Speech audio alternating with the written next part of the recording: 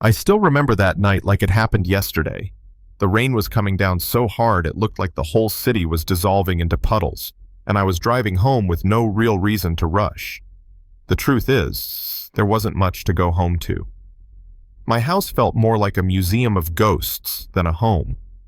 My wife Clara had passed away a year earlier after a brutal fight with cancer, and ever since then, I'd been walking through life like a shell of the man I used to be. I had the money, the cars, the big house overlooking the lake, but all of that meant nothing when you've buried the only person who made you feel alive. That night, something made me take the long way home.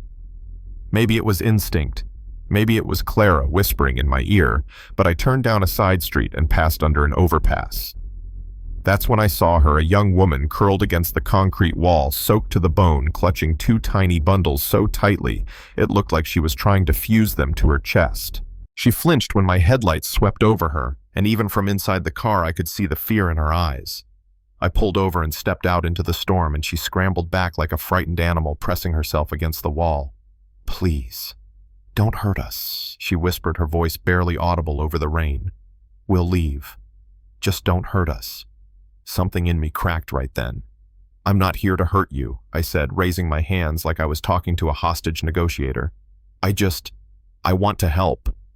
She shook her head fiercely. "We don't need help." But then one of the babies whimpered a weak, heart-wrenching sound, and I could see the tremor in her arms from holding them too long in the cold. I crouched down, letting the rain soak through my coat, and said softly, "I'm Nate. What's your name?" She hesitated, eyes darting around like she expected a trap. "Amira," she said finally. "And these are Noah and Grace." "Twins," I murmured. "How old are they?" 6 months, she said, her voice cracking on the number. My heart clenched. Clara and I had dreamed of kids, even picked out names, but life had other plans. Seeing those two babies fragile and shivering was like being punched in the chest. I looked at her again, this young woman who clearly hadn't eaten in days, and said, "I've got a house not far from here.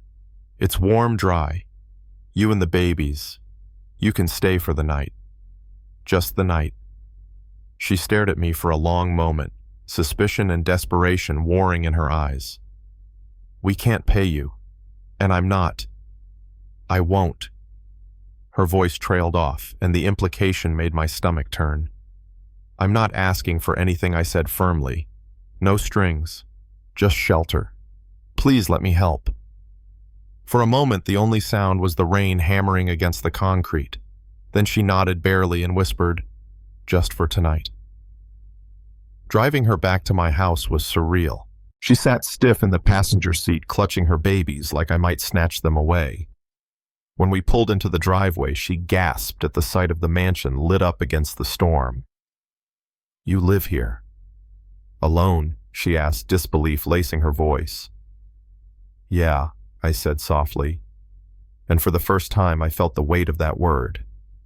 Alone. That night, as I showed her to the guest suite, I saw the way she looked around like she didn't belong, like the floor might collapse under her feet. I left her with extra blankets and bottles of formula from Clara's old pantry, and for the first time in months, I felt like I'd done something that mattered. The next morning, I woke up to laughter. Real, genuine laughter. I followed the sound to the kitchen and found Amira standing there in one of Clara's old robes, trying and failing to operate my espresso machine. Coffee grounds were everywhere. Grace was banging a spoon against the counter, and Noah was babbling in his high chair. "I was trying to make coffee to say thank you," she said, flustered. I chuckled for the first time in a year. That machine's an engineering nightmare. Took me 3 months to figure it out, and I built software for a living. She smiled shyly, and for a moment I saw the person she was, before life beat her down. One night turned into a week. A week turned into months. Amira insisted on helping around the house, turning my sterile, lifeless mansion into a home again. She sang to the twins, cooked meals that reminded me what warmth felt like, and little by little the ice in my chest started to thaw. We never talked about her past much, just bits and pieces. An absent father for her kids, a job lost after missing too many shifts when Grace got sick, eviction notices piling up. She'd been forced to choose between feeding her babies and paying rent. I remember sitting there one night watching her hum softly while rocking Grace and thinking, this woman is stronger than anyone I know. By the time the twins were toddling around calling me daddy without prompting, I'd stopped pretending this was temporary. I proposed on an ordinary Tuesday morning while Grace had a fever and Noah was throwing crackers across the kitchen. Marry me, I said out of nowhere. Amira froze, spoon halfway to her mouth. What? Marry me, I repeated, heart pounding. Not because it makes sense, not because it's convenient, because I can't imagine life without you. You and the kids. You saved me, Amira. Tears welled in her eyes. I come with baggage, Nate. 2 kids. A messy past. Are you sure I've been choosing you every day for years? I said softly. I just want to make it official. We married in the backyard under the big oak tree Clara once wanted to hang a swing on.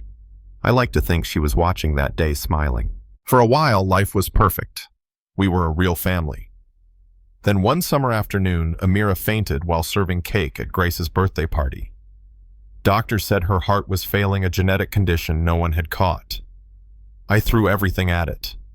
Specialists, experimental treatments, second and third opinions. Money was no object. But love and wealth can't fight fate. She passed away quietly, holding my hand, thanking me for giving her a home, a family, a second chance at life. I stood by her grave with Grace and Noah, 8 years old then, and promised I would never let them feel abandoned again. I adopted them legally, and for years I was just dad. I learned how to braid hair badly, how to be patient with math homework, how to comfort nightmares at 3 a.m. Grace grew into a bright, empathetic young woman, while Noah became a tech prodigy, taking apart computers like they were puzzles. We had our share of chaos, but we were happy. Not everyone liked that. My brother Marcus had always been jealous of my success. He saw me leaving my fortune to 2 kids who weren't blood and couldn't stomach it. He started rumors, quiet at first, that I'd married Amira for pity, that I'd poisoned her for her life insurance. When the civil lawsuit over my estate failed, he escalated. Evidence appeared out of nowhere. Old tissue samples retested showed traces of poison. Suddenly, I was in handcuffs, accused of murdering the woman I loved. I'll never forget the look in Grace and Noah's eyes as they watched me being dragged away. Not fear, fury. While I sat in jail, my kids turned into warriors. Grace, now in med school, dug into the forensic reports and found the digitalis levels in Amira's samples were too fresh to be 12 years old. Someone had tampered with evidence. Noah traced the fake internet searches, proving I'd researched poisons back to Marcus's law firm's IP address. They stayed up nights building their case, determined to save me. In court, my brother looked smug, certain he'd won.